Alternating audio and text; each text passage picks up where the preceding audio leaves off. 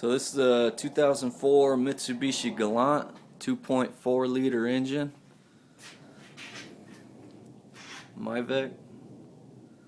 What I'm doing today is I am redoing the timing belt, which I already changed a couple days ago, but found out it was off by a tooth. So now I'm in here redoing it, getting it right. I noticed it was the exhaust smelled pretty bad, pretty strong, and also the car just wasn't running the way it used to. It was shifting a little rough and sporadic, and just didn't. It just felt a little different. It was still running. It just felt a little different. So I went back and I checked it today, and I figured out it's off by a tooth. So I'm in here fixing it now. I already got it all broken down. I've already got the covers off for the timing belt. So I'll just kind of show you guys what you need to take off in order to get to that. First thing I did was I took the cover off, this top cover off. First thing, it's a couple latches that you got to take off here, and then there's a cover that actually goes right there. First thing I did was I took that off, and this is actually the cover right here. 3 bolts to get that off. Next thing I had to do was basically I took off my front right tire, and next thing you gotta do is you gotta take these mud covers, dirt covers, whatever they're called, off of there. There's 2 of them. So basically I got the timing belt loose right now. In order to get to this point, you have to take off, you got to take off your drive belt, which is right here. You got to loosen the tensioner. This is your tensioner right here. You got to loosen it, take your drive belt off, and then the tensioner comes off next, which is 2 bolts. I used a drill bit to actually, you put it through these bottom holes here and it holds it in place, so you don't have to re-crank it back before you put your drive belt on. So got that off. The next thing was this idler pulley had to come off, 1 bolt. This is your water pump pulley that had to come off in order to get the bottom cover off. It's 4 bolts.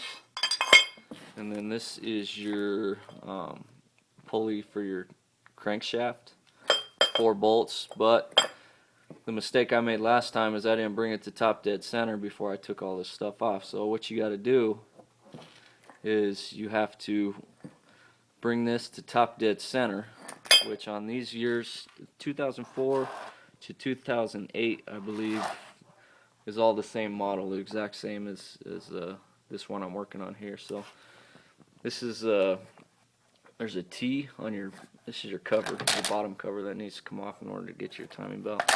There's a T, top dead center. So what you got to do is when this is on here like this, I made that mark, that white mark right there, but that is the actual mark that you're going to be going by right there. And you actually have to bring that to the T right there before you start taking this off, and then before you take your cover off, you got to bring it to top dead center. That's what I didn't do last time, so that's the mistake I made, because there's no timing marks on the actual crankshaft once you take all this off. At least I couldn't see one. So you want to bring it to top dead center. All you need to do is rotate this. I used a ratchet, the square of a ratchet, to actually rotate it. Or you can go out and buy a special tool for it. But you just need to rotate that clockwise until you bring it all the way up to top dead center. How I found out that the timing belt was off a tooth is I brought it to top dead center, and I looked up here at the camshaft. Actually, I got this wrench on there because I'm going to rotate. Here's your mark. Here's your mark on the camshaft, the camshaft, and it needs to be lined up with this line right here, when you bring it to top dead center, those need to be lined up exactly. Your camshaft needs to be lined up exactly with your crankshaft. So mine was off a tooth, as you can see. It's over here to the left a little bit. So I am in here fixing that today. Hopefully you don't make the same mistake I do, because then you gotta tear everything back apart. So that's what I'm working on now. What I'm going to use is 17mm wrench, and I'm actually going to turn the camshaft a little bit to the right until I get those lines lined up.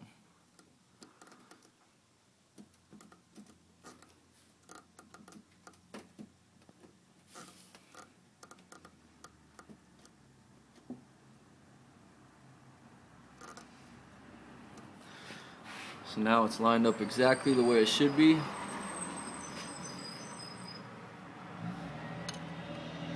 Right there needs to match this line. Looks good. So next step is, actually I wanted to show you also, this is the first thing. It's the first thing you take off once you get that bottom cover off there. You're going to want to take off this tensioner. And you're actually supposed to use a vise to smash this back down, put the pin back in it before you reinstall it. So it's good to have a vise around when you're doing this. If not, I guess you can find your own ways to do it. But this needs to come off next. Let's see, and here's your tensioner. I just took that off also, and I actually replaced all my tensioners. I replaced the hydraulic tensioner here.